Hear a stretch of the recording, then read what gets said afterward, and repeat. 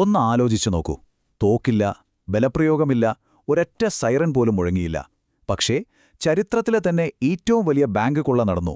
അതും എങ്ങനെയാണെന്നോ? ഒരു രാജ്യത്തിന്റെ പ്രസിഡന്റ് തന്നെ സ്വന്തം സെൻട്രൽ ബാങ്ക് കൊള്ളയടിക്കുക. എന്താല്ലേ? അപ്പം നമുക്ക് നേരെ ആ കഥയിലേക്ക് കടക്കാം. ഇതാണ് ആ തുക. 8300 കോടി രൂപ. ഒന്നോർത്തു നോക്കൂ, ഒറ്റ രാത്രി കൊണ്ട് ഒരു രാജ്യത്തിന്റെ ഖജനാവിൽ നിന്ന് ഇത്രയും ഭീമമായൊരു തുക അങ്ങ് അപ്രത്യക്ഷമാവുക. ശരിക്കും പറഞ്ഞാൽ നമുക്ക് ചിന്തിക്കാൻ പറ്റുന്നതിനും അപ്പുറത്താണ് ഈ സംഖ്യ. അപ്പോ ഇതാണ് നമ്മുടെ മുന്നിലുള്ള ഏറ്റവും വലിയ ചോദ്യം. 8300 കോടി രൂപ വെറും കുറച്ചു മണിക്കൂറുകൾ കൊണ്ട് ഒരു സെൻട്രൽ ബാങ്കിൽ നിന്ന് എങ്ങനെയാണ് അപ്രത്യക്ഷമാവുക? നമ്മൾ സിനിമയിലൊക്കെ കാണുന്ന പോലത്തെ ഒരു കൊള്ളയല്ല ഇത്. ആ സങ്കല്പങ്ങളൊക്കെ അങ്ങ് മാറ്റിവെച്ചേക്കൂ. ഇതിന്റെ ഉത്തരം കിട്ടണമെങ്കിൽ നമുക്ക് ആ നിർണായക ദിവസങ്ങളിലേക്കൊന്ന് പോയി നോക്കാം. അപ്പോ നമ്മുടെ കഥ തുടങ്ങുന്നത് ബാഗ്ദാദിൽ നിന്നാണ്. അതും ഒരു യുദ്ധത്തിന്റെ വക്കിൽ നിൽക്കുന്ന ബാഗ്ദാദിൽ നിന്ന്. 2003 മാർച്ചിലെ ആ ഒരു സാഹചര്യം, ആ ഒരു ടെൻഷൻ, അത് മനസ്സിലാക്കാതെ നമുക്ക് ഈ കൊള്ളയുടെ യഥാർത്ഥ ചിത്രം കിട്ടില്ല. അപ്പോ സമയം 2003 മാർച്ച്. ബാഗ്ദാദ് നഗരം ശരിക്കും യുദ്ധഭീതിയിൽ വിറങ്ങലിച്ചു നിൽക്കുകയാണ്. അമേരിക്കൻ പ്രസിഡന്റ് സദ്ദാം ഹുസൈന് ഒരു അന്ത്യശാസനം കൊടുക്കുന്നു. 48 മണിക്കൂറിനുള്ളിൽ ഇറാഖ് വിടണം. പക്ഷേ സദ്ദാം അത് പുച്ഛിച്ചു തള്ളി. രാജ്യം ഏത് നിമിഷവും ഒരു യുദ്ധത്തിലേക്ക് വീഴാമെന്ന അവസ്ഥയിൽ നിൽക്കുമ്പോഴാണ് മാർച്ച് 19 പുലർച്ചെ അമേരിക്കൻ ആക്രമണം തുടങ്ങുന്നതിന് വെറും മണിക്കൂറുകൾക്ക് മുൻപ് ആ ചരിത്രത്തിലെ ഏറ്റവും വലിയ ബാങ്ക് കൊള്ള നടക്കുന്നത്.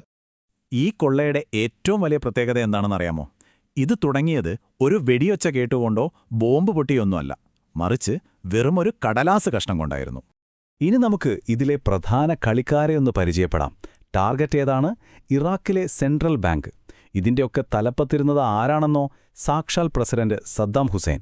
ഈ പ്ലാൻ നടപ്പിലാക്കാൻ സദ്ദാം അയച്ചത് സ്വന്തം മകൻ ഖുസായ് ഹുസൈനെ.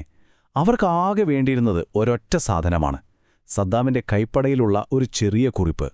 ശരിക്കും പറഞ്ഞാൽ ഗവൺമെന്റിന്റെ ഏറ്റവും ടോപ്പ് ലെവലിൽ നടന്ന ഒരു പെർഫെക്റ്റ് ഇൻസൈഡ് ജോബ്. അപ്പോ ആ പുലർച്ചെ ഹുസൈൻ നേരെ സെൻട്രൽ ബാങ്കിലേക്ക് ചെല്ലുന്നു. കയ്യിൽ ആകെയുള്ളത് ആ ഒരു കുറിപ്പ് മാത്രം. അതിൽ എന്തായിരുന്നു എഴുതിയിരുന്നതെന്നോ? രാജ്യസുരക്ഷയുടെ ആവശ്യങ്ങൾക്കായി ഏകദേശം $100 കോടി പിൻവലിക്കാൻ അനുവദിക്കണം. താഴെ സദ്ദാമിന്റെ ഒരൊപ്പം. അത്രേ ഉള്ളൂ. അന്നത്തെ ഇറാഖിൽ പ്രസിഡന്റിന്റെ ആ ഒരു വാക്ക്, അതിനപ്പുറം ഒന്നുമില്ല. അത് ചോദ്യം ചെയ്യാൻ ആർക്കും ധൈര്യവുമുണ്ടായിരുന്നില്ല. അപ്പോ സംഭവിച്ചതെന്താണെന്ന് വെച്ചാൽ, ഒരു ചോദ്യം പോലുമില്ലാതെ ബാങ്ക് അധികൃതർ ആ ഉത്തരവ് അംഗീകരിച്ചു.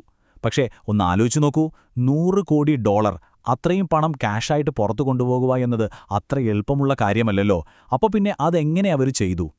അതിന്റെ രീതികൾ വളരെ സിമ്പിളായിരുന്നു. പുലർച്ചെ 4 മണിക്ക് 3 വലിയ ട്രക്കുകൾ ബാങ്കിന് മുന്നിൽ വന്നു നിന്നു. ഖുസായ് ഹുസൈൻ ആ കുറിപ്പ് ഉദ്യോഗസ്ഥരെ കാണിച്ചു. പിന്നെ ഒന്നും നോക്കിയില്ല. അടുത്ത 2 മണിക്കൂർ നേരം കൊണ്ട് ബാങ്കിലെ ജീവനക്കാർ തന്നെ പെട്ടിയിലുള്ള നോട്ടുകെട്ടുകൾ ഈ ട്രക്കുകളിലേക്ക് കയറ്റിക്കൊണ്ടിരുന്നു. നേരം വെളുക്കുന്നതിന് മുൻപ് തന്നെ ആ ട്രക്കുകൾ പണവുമായി ഇരുട്ടിലേക്ക് അപ്രത്യക്ഷമായി. ഇവിടെയാണ് നമ്മളൊരു കാര്യം ശരിക്കും ശ്രദ്ധിക്കേണ്ടത്. ഇതൊരു സാധാരണ ബാങ്ക് കൊള്ളയല്ല.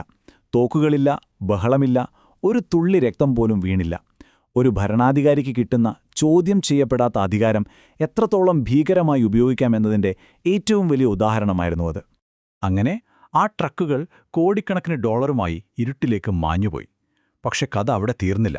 അമേരിക്കൻ സൈന്യം ബാഗ്ദാദിലേക്ക് കടന്നുവന്നതോടെ ഈ കൊള്ളയുടെ അടുത്തൊരു അധ്യായം തുറക്കുകയായിരുന്നു.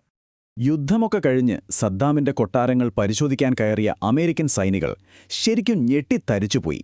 കൊട്ടാരത്തിന്റെ ഭിത്തികൾക്കുള്ളിൽ, അതെ, ഭിത്തി പൊളിച്ച് അതിനകത്ത് പെട്ടികളിലാക്കി അടുക്കിവെച്ച നിലയിൽ കോടിക്കണക്കിന് ഡോളറിന്റെ നോട്ടുകെട്ടുകൾ. അപ്പോ കൊള്ളയടിച്ച പണം എവിടെ പോയി എന്ന ചോദ്യത്തിന് ഒരു ഏകദേശ ഉത്തരം കിട്ടി. പക്ഷേ ഇവിടെയാണ് കണക്കുകൾ ഒരു വലിയ ചോദ്യചിഹ്നമായിട്ട് മാറുന്നത്. കൊള്ളയടിക്കപ്പെട്ടത് എത്രയായിരുന്നു? ഏകദേശം $100 കോടി. അതായത് നമ്മുടെ കണക്കിൽ പറഞ്ഞാൽ 8300 കോടി രൂപ.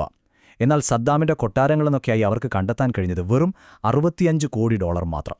അപ്പോൾ ബാക്കി പണം എവിടെ പോയി? അപ്പോൾ നിങ്ങളിപ്പോൾ ചിന്തിക്കുന്നുണ്ടാകും, ഭൂരിഭാഗം പണവും കിട്ടിയല്ലോ, പിന്നെന്താ ഇത്ര വലിയ കാര്യമെന്ന്. ശരിയാണ്. പക്ഷേ ഭൂരിഭാഗം എന്ന് പറഞ്ഞാൽ മുഴുവനുമെന്നല്ലല്ലോ അർത്ഥം, അല്ലേ? കാണാതായത് ഏകദേശം $35 കോടി. അതായത് 2900 കോടി രൂപയിലധികം.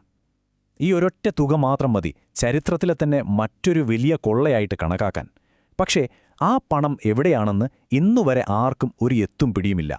അതൊരു കംപ്ലീറ്റ് മിസ്റ്ററിയായിട്ട് ഇപ്പോഴും തുടരുന്നു. അതുകൊണ്ടാണ് നമ്മൾ തുടക്കത്തിൽ പറഞ്ഞ പോലെ ഇതിനെ ഒരു അധികാരത്തിന്റെ കൊള്ള എന്ന് വിശേഷിപ്പിക്കുന്നത്. തോക്കും ബോംബുമല്ല, തനിക്ക് ചോദ്യം ചെയ്യാൻ ആളില്ല എന്ന സമ്പൂർണ്ണ അധികാരം, അത് ദുരുപയോഗം ചെയ്താണ് സദ്ദാം ഹുസൈൻ ഇത്രയും വലിയൊരു കൊള്ള നടത്തിയത്. അപ്പോ അവസാനം നമ്മൾ ആ ഒരൊറ്റ ചോദ്യത്തിൽ തന്നെ തിരിച്ചെത്തുകയാണ്.